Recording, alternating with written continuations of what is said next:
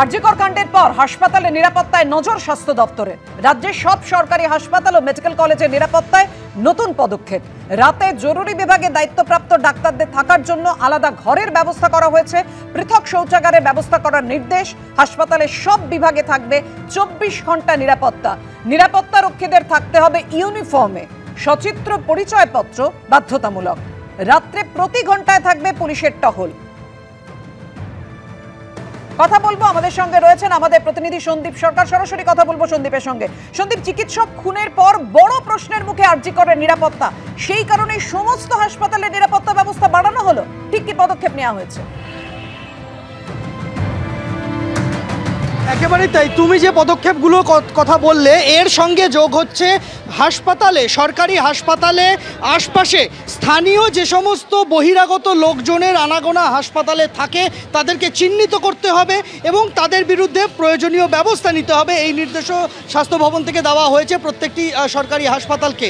তার সঙ্গে সঙ্গে একদম নির্দিষ্ট করে বলা হয়েছে যারা নাইট ডিউটি করবেন চিকিৎসকেরা, তাদের নিরাপত্তা সুনিশ্চিত করতে হবে, তাদের বিশ্রামের জায়গা, শৌচাগার সমস্ত ব্যবস্থা করতে হবে। এর পাশাপাশি কোনোভাবেই যাতে হাসপাতাল চত্বরের মধ্যে বহিরাগতদের আনাগোনা না বাড়ে সেই বিষয়টা নিশ্চিত করতে হবে। তার কারণে হাসপাতাল চত্বরের ভেতরে রাত্রির 10টার পরে রোগীর পরিবারের সদস্যদের থাকতে হলেও পরিচয়পত্র দেখাতে হবে।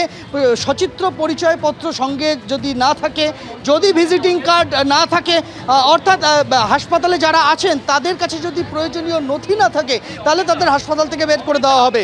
আর রাতের বেলা একটা নির্দিষ্ট সময়ের পর হাসপাতালের সব গেট খোলা থাকবে না, একটি মাত্র গেট খোলা থাকবে, তা দিয়েই যাতায়াত সমস্তটা হবে।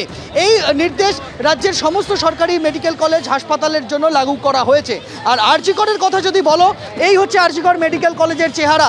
আরজিকর মেডিকেল কলেজ হাসপাতালের একেবারে এমার্জেন্সির সামনে এই রকমভাবেই কিন্তু একটা অস্থায়ী মঞ্চ তৈরি করা হয়েছে। সেই অস্থায়ী মঞ্চে সমস্ত যারা আন্দোলনরত প্রতিবাদী ডাক্তারি পড়ুয়ারা রয়েছেন তারা প্রত্যেকে বসেছেন, প্ল্যাকার্ড হাতে দাঁড়িয়ে রয়েছেন, তারা স্লোগান দিচ্ছেন, তারা এখানে প্রতিবাদ জানাচ্ছেন।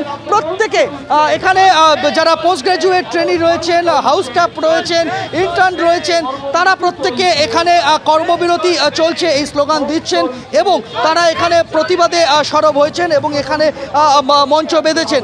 পোস্টমর্টেম রিপোর্টকে সামনে আনতে হবে, বিচার বিভাগীয় তদন্তের নির্দেশ দিতে হবে, এই দাবিতে কিন্তু তারা এখানে আন্দোলনে সামিল হয়েছেন। আমরা দেখতে পাচ্ছি প্রত্যেকে এখানে আন্দোলনে রয়েছেন।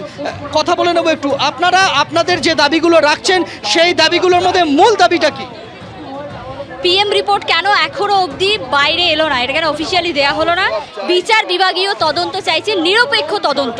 বিচার বিভাগীয় নিরপেক্ষ তদন্ত এবং পোস্টমর্টেম রিপোর্টকে প্রকাশ্যে আনা, এই দুই দাবি প্রথম দাবি। এবং অবশ্যই বিচার চাইছে আরজিকর হাসপাতাল। ধন্যবাদ সন্দীপ। আরজিকরে মহিলা চিকিৎসককে ধর্ষণ খুন কাণ্ড নিয়ে যখন শোরগোল পুরো গোটা দেশে, সেই সময় সরিয়ে দেওয়া হলো আরজিকর মেডিকেল কলেজের সুপারকে। আরজিকর হাসপাতালে কর্মরত মহিলা চিকিৎসককে ধর্ষণ খুন আর এই ঘটনার জেরে আরজিকর হাসপাতালের সুপার সঞ্জয় বশিষ্ঠকে সরিয়ে দিল স্বাস্থ্য দফতর। আরজিকর হাসপাতালের নতুন সুপার হলেন বুলবুল মুখোপাধ্যায়।